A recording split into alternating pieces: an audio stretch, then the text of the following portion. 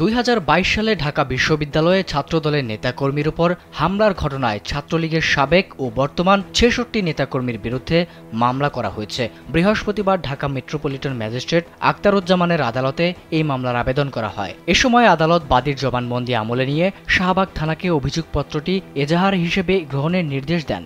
মামলায় অভিযুক্ত করা হয়েছে ছাত্রলীগের সাবেক কেন্দ্রীয় সভাপতি আল নাহিয়ান খান জয়, সাধারণ সম্পাদক লেখক ভট্টাচার্য, ঢাকা বিশ্ববিদ্যালয় শাখার সাবেক সভাপতি সঞ্জিত চন্দ্র দাস, তৎকালীন ঢাবি ছাত্রলীগের সাধারণ সম্পাদক ও বর্তমান কেন্দ্রীয় সভাপতি সাদ্দাম হোসেন সহ 66 জনকে। মামলায় ঢাকা বিশ্ববিদ্যালয়ের সাবেক প্রক্টর গোলাম রব্বানীকেও আসামি করা হয়েছে।